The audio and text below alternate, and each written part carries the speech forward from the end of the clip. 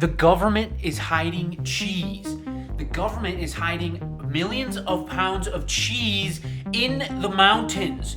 The government is hiding cheese.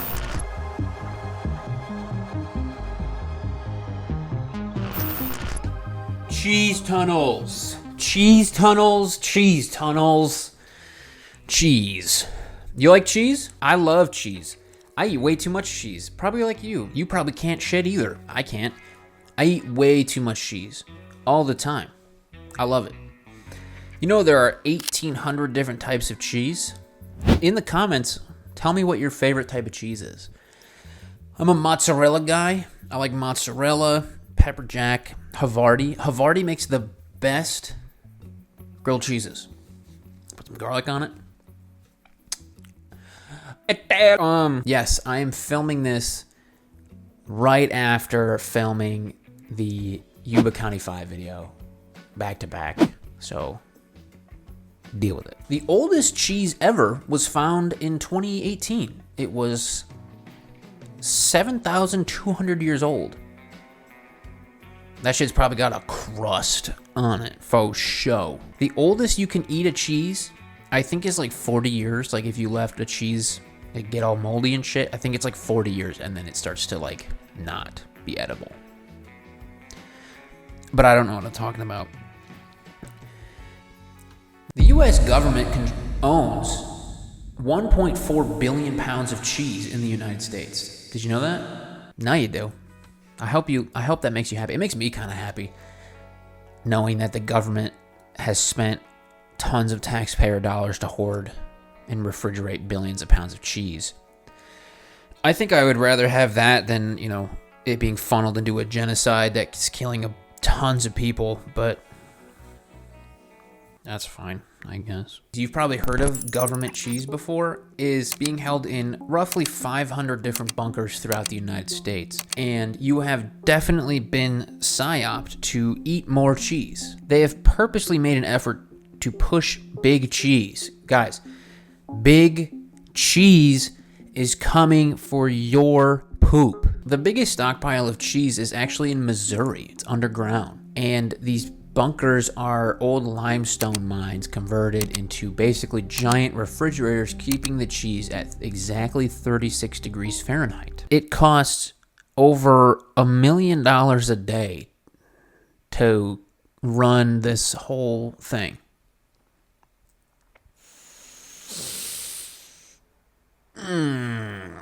So why does the government control so much cheese? Well, I'm glad you asked. So the history starts with the Prohibition.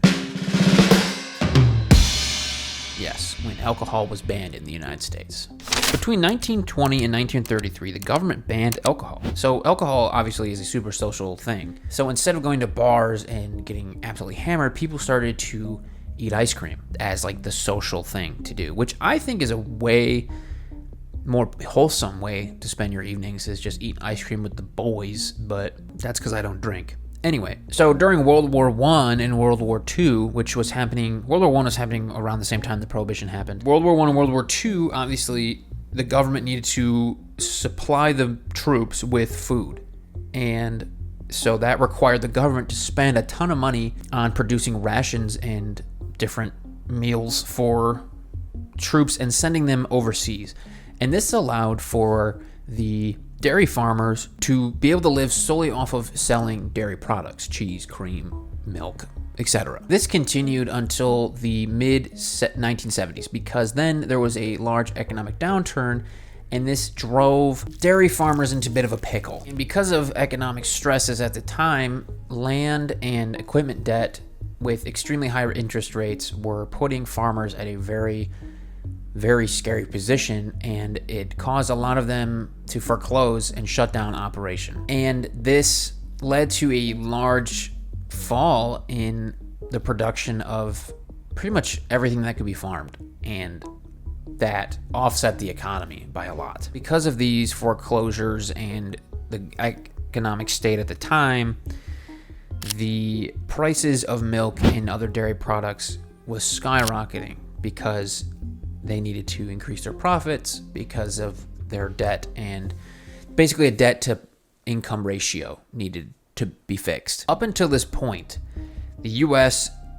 was sending a large amount of farmed products to Russia, and this was supporting the economy. But then in the 80s, to punish Russia for invading Afghanistan, Jimmy Carter cut off that supply chain, which then hurt the economy even more. Prices of land and equipment were going up. There was a huge shortage in the market because we stopped sending out food to fuel wars and to other countries. So the market for farmed goods, especially dairy, was f***ed. That's all I gotta say. The prices of dairy products shot up 30% in a very short amount of time, obviously in the grand scheme of things. But this was destabilizing the economy, and the government had to step in, because if they didn't, there would be a massive catastrophe, and obviously that would be horrible.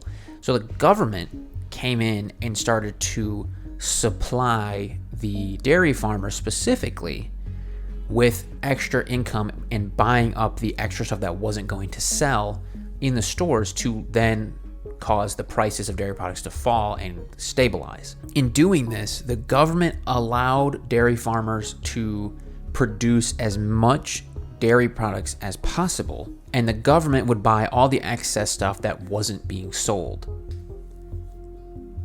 Then the cheese tunnels came to be.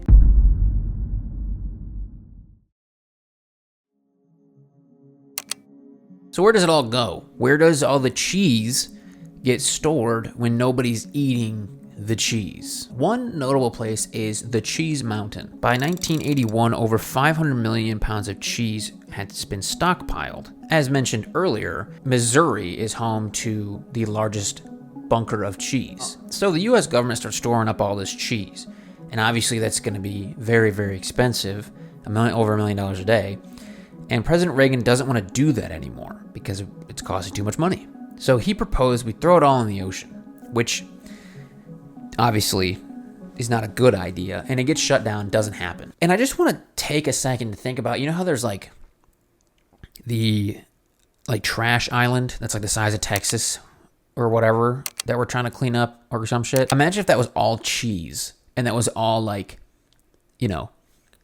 giant island mushed together of moldy cheese. First, it would smell like fucking ass. But imagine the life forms or the what's that called? The ecosystem that would support.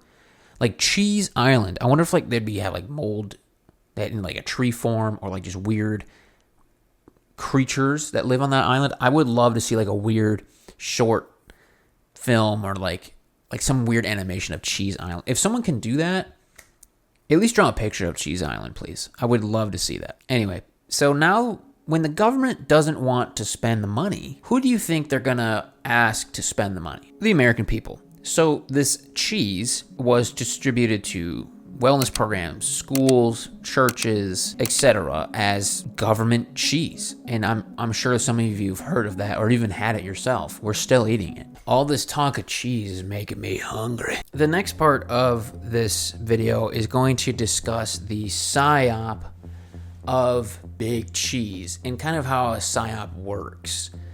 So it's going to get a little complicated. So grab onto your Kraft mac and cheese and get ready. So pay attention.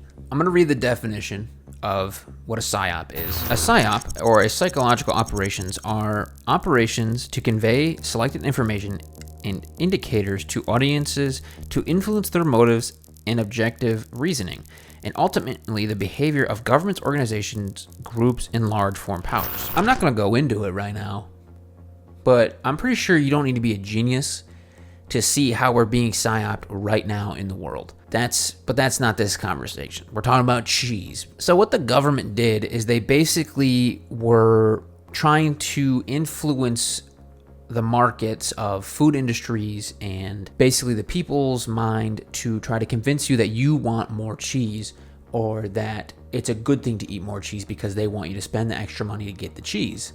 And how they did this was by certain fast food restaurants by putting extra cheese on things for like extra money, or saying, having a deal for extra cheese on your pizzas or your sandwiches or whatever the fuck.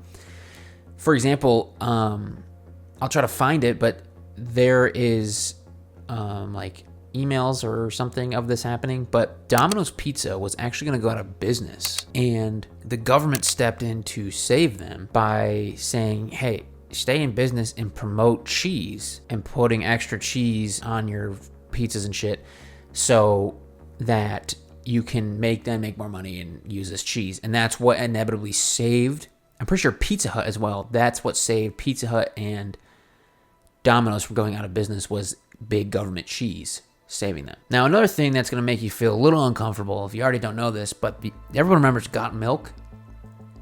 That was part of the PSYOP.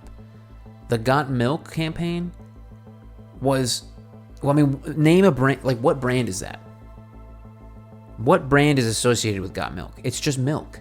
It was never about, like, come on down to Huckleberry Farms and get your milk, or, get your iMilk from Apple. It wasn't like that. It was just celebrities drinking milk because the government was trying to push more dairy products onto us. And it worked. Everyone knows Got Milk.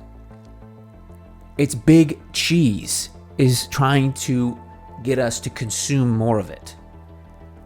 And I'm not upset about it, honestly. Got Milk was in every cafeteria. It was in magazines, TV, billboards. It was everywhere because they were trying to push us to consume more dairy products. And so before we continue, I want you to think about what is in the media right now, in today, all over the place. And I'm not insinuating anything, but just like when you're online specifically, or just out in the world, it's more online, like social media stuff. Pay attention to what is being pushed to you. And what I mean by that is not just like, foreign adversaries and whatever, blah, blah, blah. Like, it doesn't matter. What are we going to do? But like, what is being advertised? Advertisement is specifically there to try to convince you to buy things. Like maybe AI. AI is huge. Could be a PSYOP for a different, bigger reason. I don't know. Probably is. It's probably the New World Order trying to convince us that we need it so that they can harvest our information to make us, fucking stupid, and that so they don't have to account for anything anymore, because then they can just do whatever they want because we're so dumb and dull and don't know how to do anything, that then they can, manipulate us and control everything. And then the lizard people are going to come out of the ground, and then they're going to fake the second coming. Later on, in more recent years, Dairy Management Inc. was created, and this company's sole purpose was to collaborate with other countries and celebrities and whatnot to push dairy products onto the market. Whenever I start thinking about like advertisements and like big companies with our brain and manipulation and stuff, it like irks me, obviously. It's like, I don't like being told what to think, but I find it so interesting how manipulation has been just perfected. People are so stupid. People are so malleable mentally, especially nowadays, in how like people are so quick to accept things. And it's depressing because we're only getting dumber. I have no hope for the youth whatsoever. I feel like they could come out with some like Soylent Green type shit and people would be none the wiser, I think there's so much propaganda and brainwashing that's going on right now in the world that cheese is like just like a tip of the iceberg. Like if there was an iceberg chart of mass propaganda manipulation, cheese is at the top, and what's happening in the world right now is at the very bottom. Didn't mean to make this like depressing. Anyway, in a PSYOP, they have to convince you why the thing they're trying to convince you of is a good thing. So for the cheese PSYOP, they have to convince you that cheese is something that you want to consume every day, or as much as you can.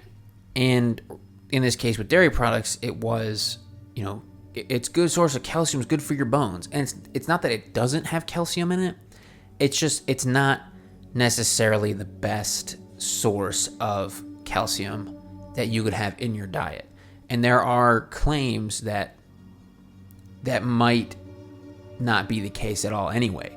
And I'm not saying that, you have to cut out dairy. I mean, I fucking love cheese. I'm going to eat some after this.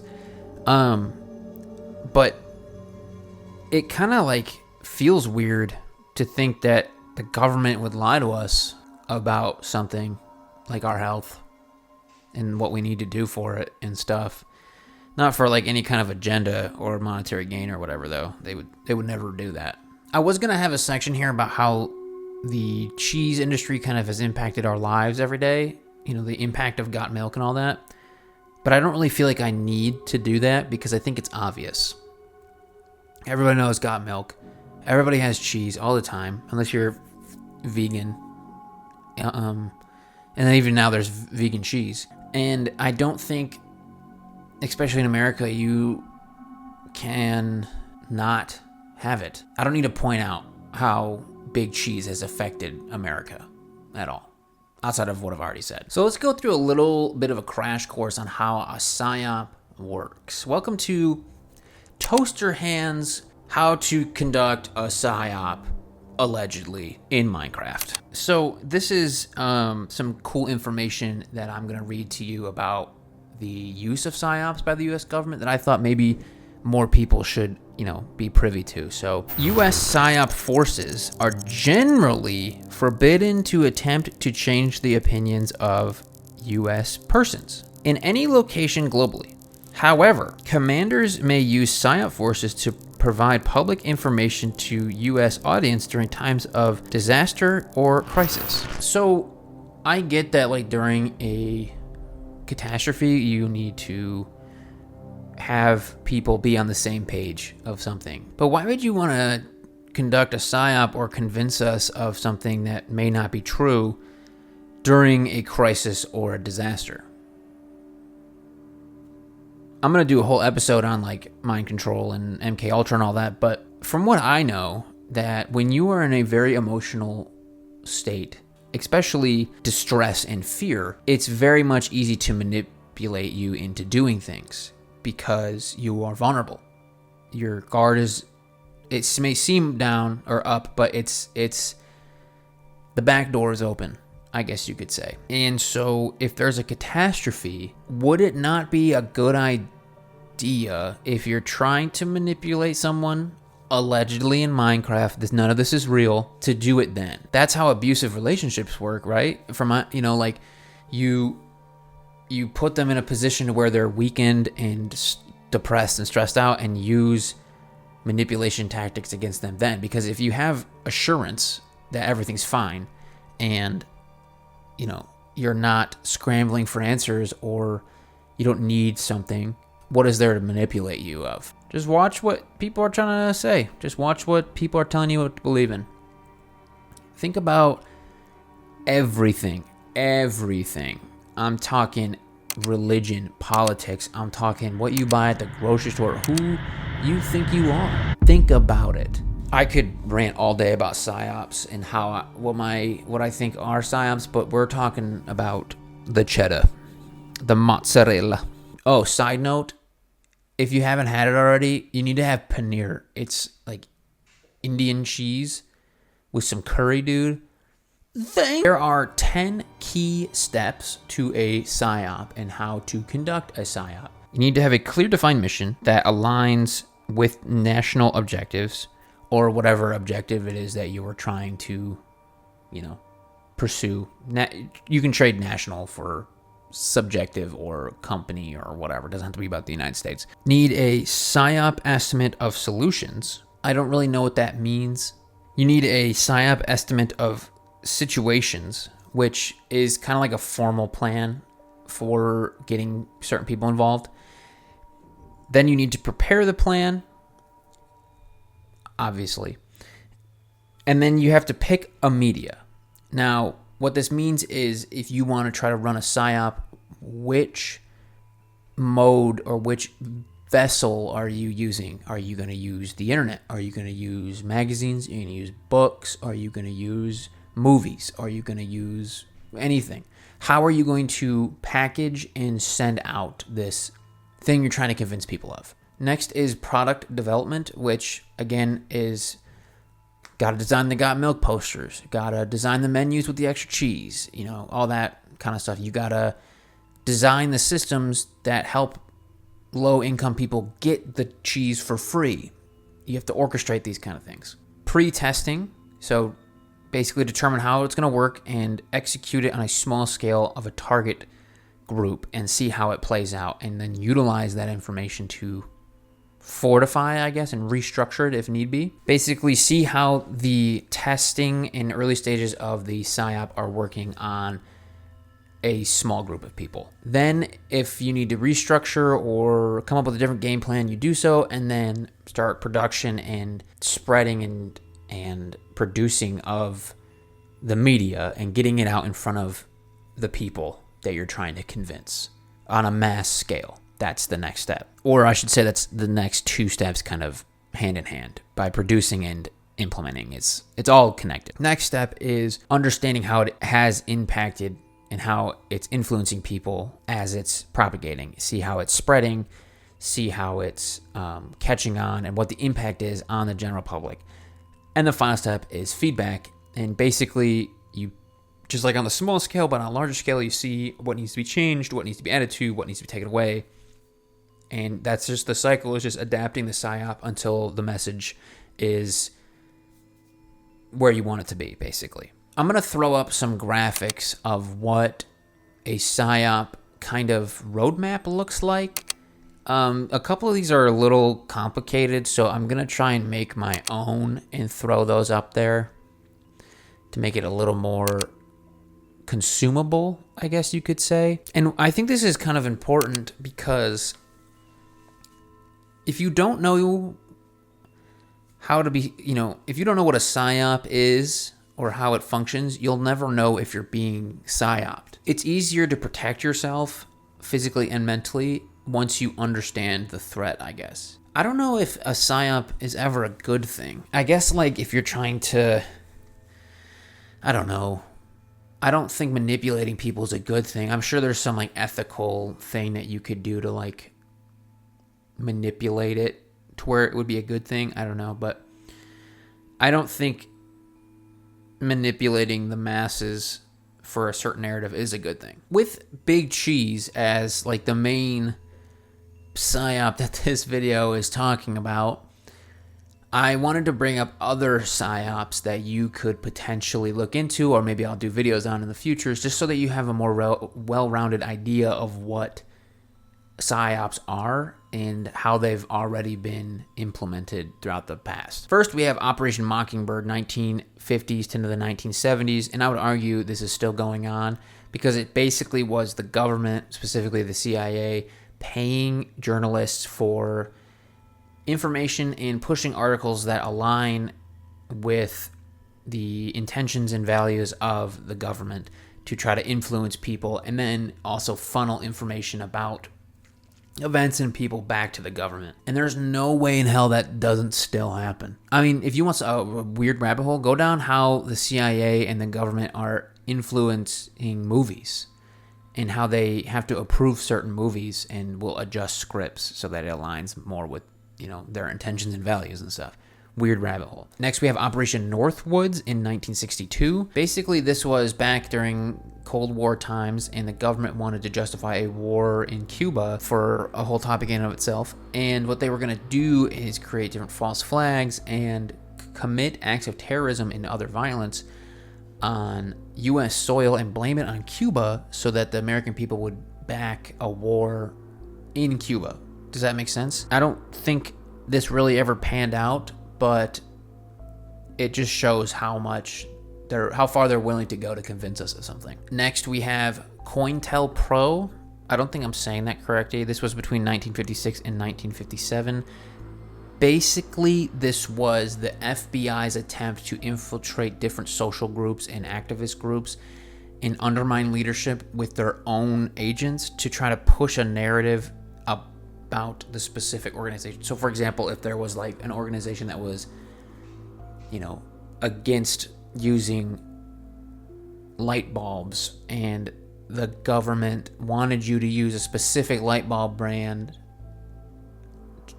to hype this brand up get this one popping off and then the rest crumble, they would infiltrate that group and try to become an activist in the group to push the idea that, like, oh, we need to get rid of all light bulbs except for this one company's light bulb. I know it's a really shitty example, but it's kind of related. It makes sense in my brain. Basically trying to take control of the narrative that social groups push for any kind of situation. They would also do this as a way to spread false information. So they would infiltrate these groups and then do things that were either in an attempt to paint this group in a bad light or to take information and bring it into the group to dismantle it or to muddy the waters so that they could have a higher level of control over that group. Does that make sense? I hope that made sense. Next, we have the Pentagon Papers in 1971. This was basically everything that had to do with Vietnam and how the people were lied to about what was going on in the war in Vietnam and that whole thing. With all that being said, none of that was real. All in Minecraft. Alleged.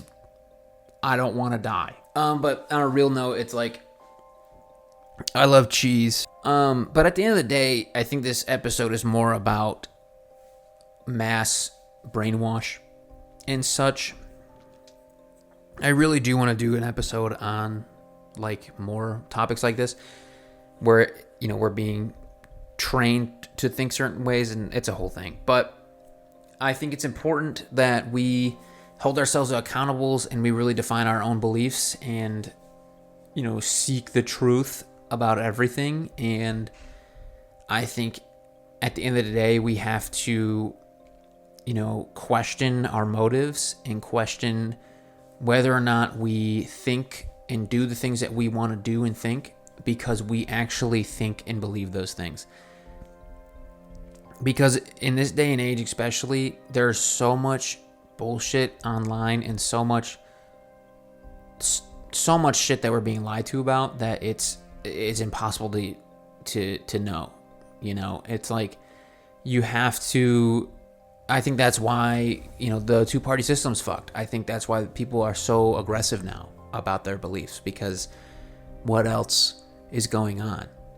And I think we've been psyoped to that. And I think the best thing that you can do is learn to think for yourself and understand what goes into psyops and campaigns, and read a lot of books, learn history, and maybe subscribe, but that's like a different thing. Anyway, I hope you guys enjoyed. I hope you guys get some good cheese, later on in life. Like I said, leave your favorite cheese in the comments, or if you have any comments about future ideas that you want me to cover, I'd really appreciate it. I really appreciate you guys watching and liking and all that. I hope this reaches more people, because I'm excited. I love making these, so I appreciate the people who do watch. So with that being said, I appreciate you guys being here, and I will catch you in the next one.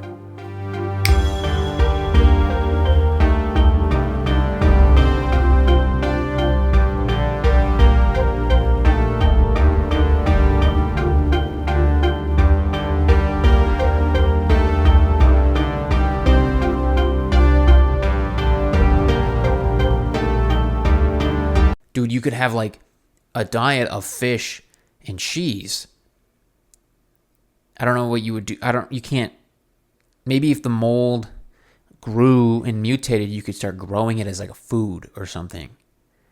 That would be so sick.